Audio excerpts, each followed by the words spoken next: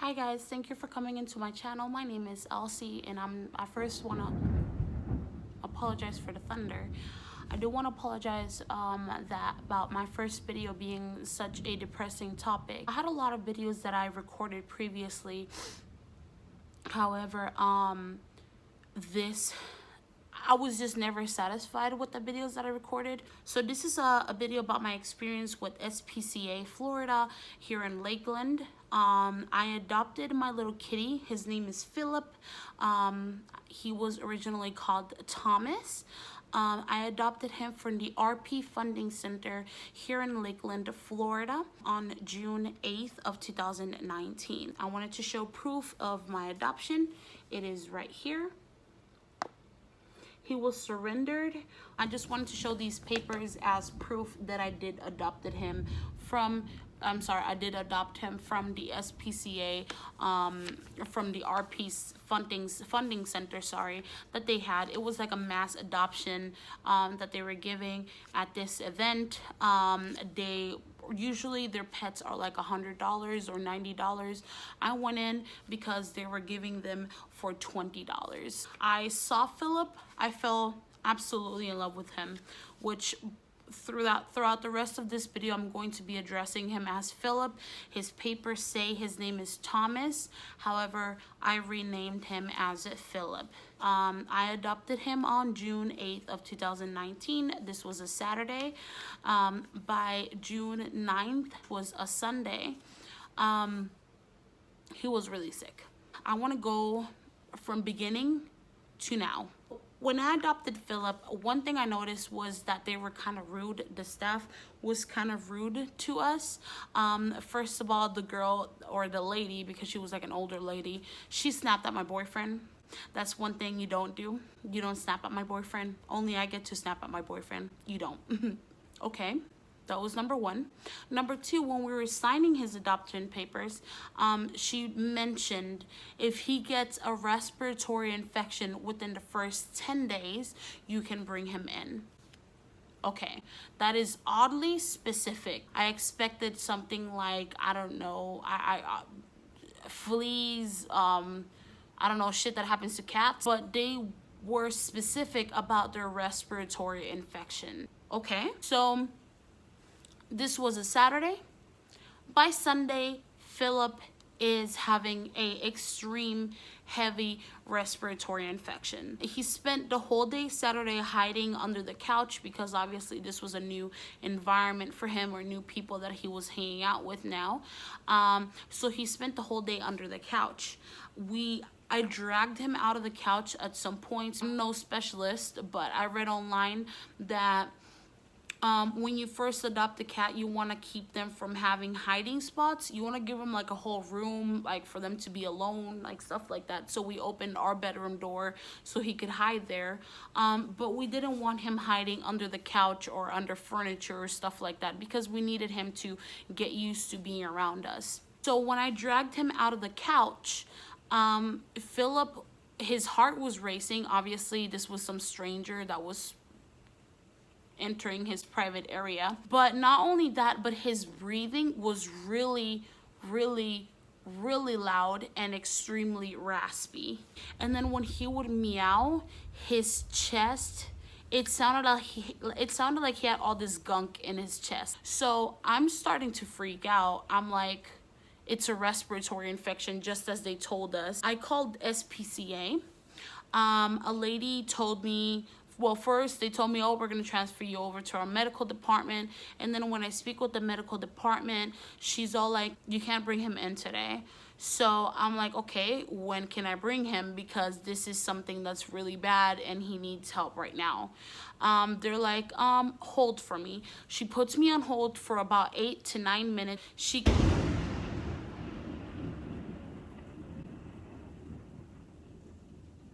The power went out. Sorry about that, guys. As you can see, there's definitely a thunder going on. But after being placed on hold forever, the woman comes back. She said she was going to call me back to arrange an appointment. She never really called me back. Never did. I'm panicking, still trying to find an urgent care for my pet. I was able to find this clinic called Cleveland Heights Medical Hospital. Animal Hospital. By the way, shout out to them. That's the reason I brought their name, because they're an amazing staff, sweet people. You can tell that they do care about their animals, unlike other organizations, if you know what I'm saying. Yes, SPCA. Before we even get to going to the vet, Philip is under the couch. He's coughing, he's sneezing.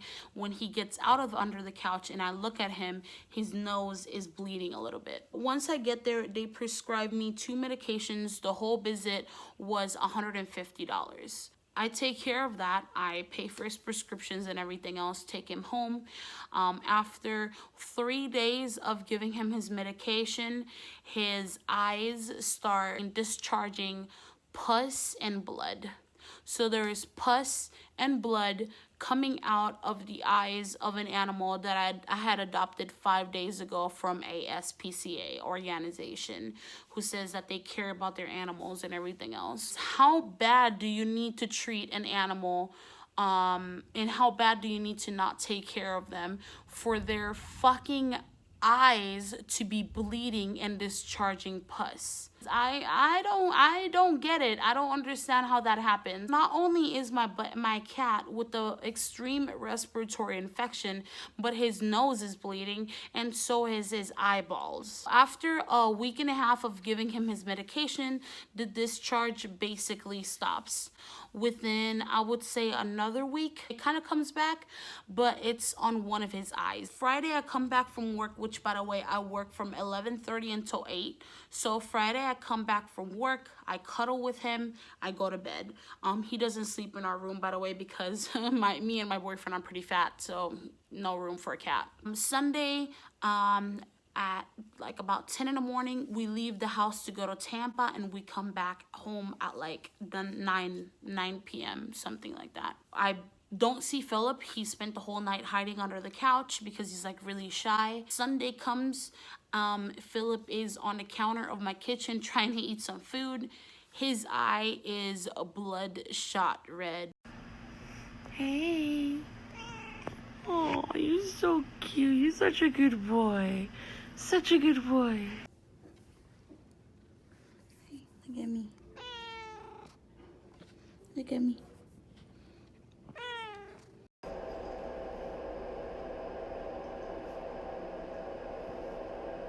His entire eye, and I'm talking about, because when he had his respiratory infection, his that little pink area of the eye, I can't remember the name of it, it was really, really red.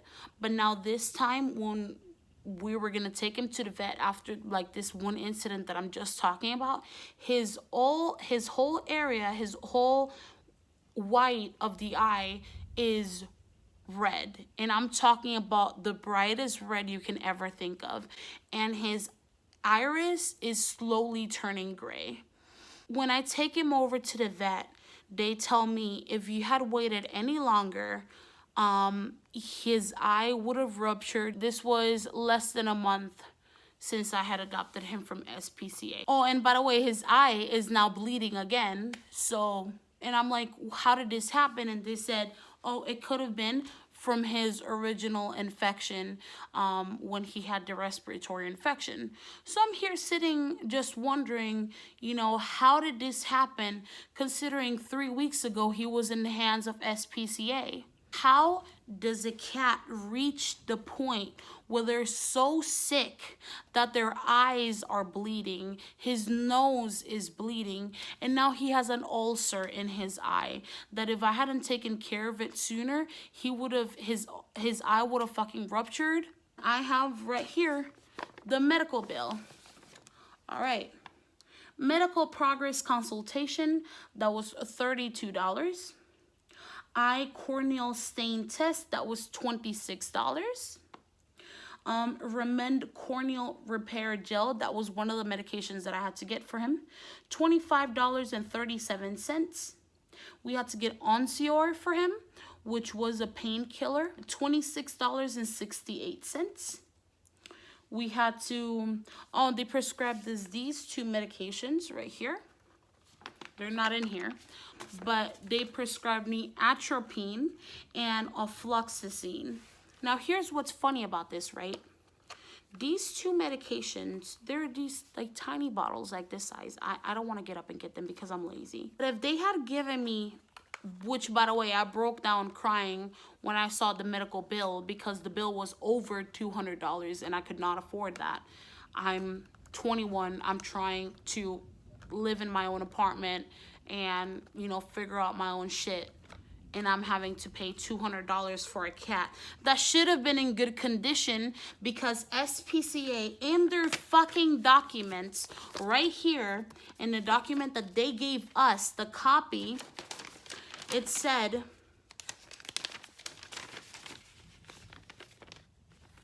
it says he needs to have his ears cleaned and Otipac applied, which I don't know what the fuck that is. Needs ear swab, few yeast, and no mites. He is okay for adoption. Whoever this person was deemed that Philip was okay for adoption. And then here I am spending $150 on my previous visit. And then I had to pay, check this out, right? All the medications that I told you before. And then it says script outside of pharmacy.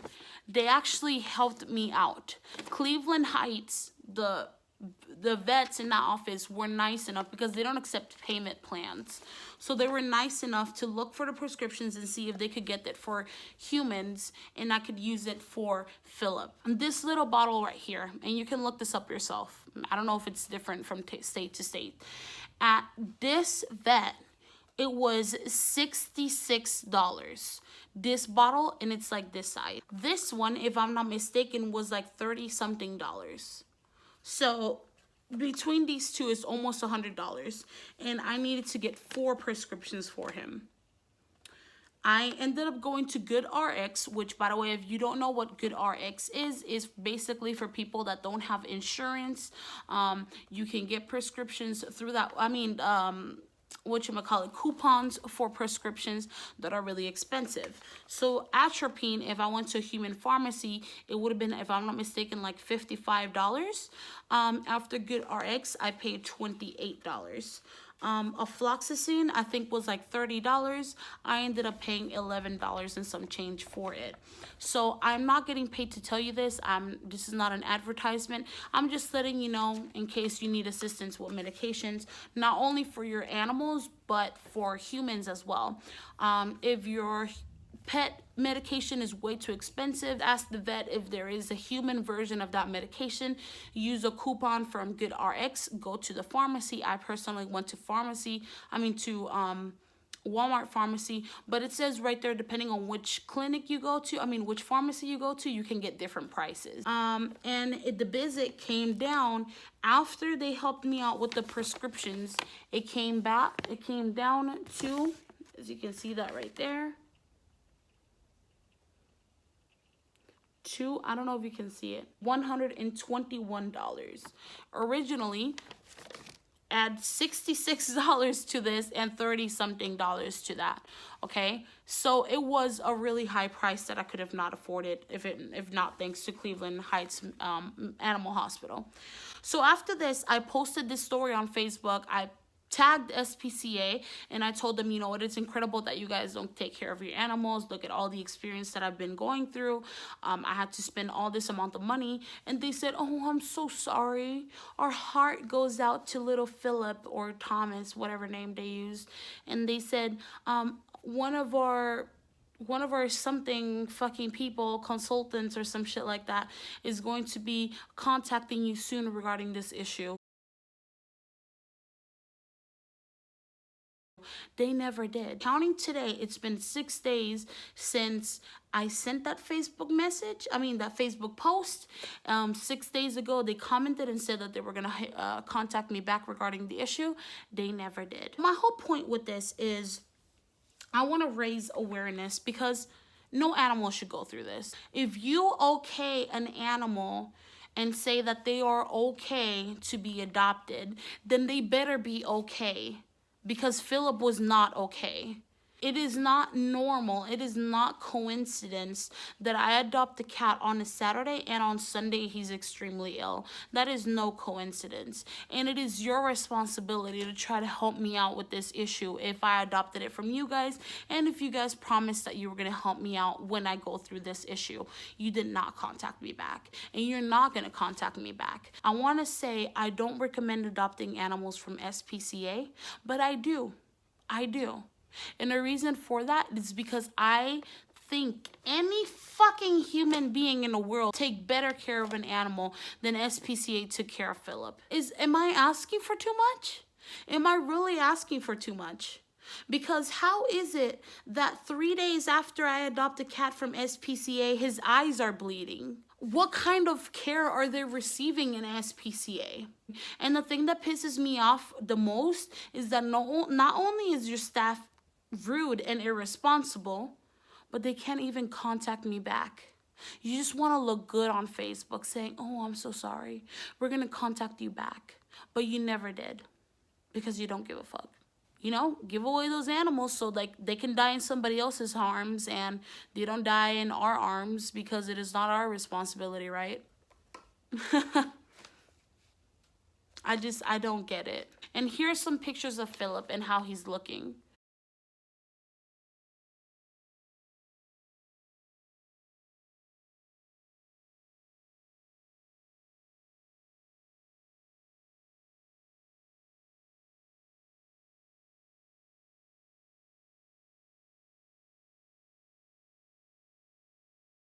So if you guys watch this video, please share it around. A vet who is clearly useless deemed this cat to be adoptable when he's not. This cat is my first adoption. I've had other cats, but this is the one that I picked and I adopted. This is my baby, my child. I will pay $5,000 to take care of him if I have to, because he's my baby and I want to make sure he's okay. But I do think that SPCA needs to do something about this, because they're not responding to my messages, and they're ignoring me, and they're just acting as if nothing ever happened. So if you're able to see this video until its end, I know it's pretty long, but please share it around. And I might actually start a GoFundMe to get assistance for Phillip, but I'm not sure because this is my very first video. So depending on how well this goes, I'll let you guys know if I'm making a GoFundMe or not, or GoFundMe or not. But thank you so much for watching, guys. Take care.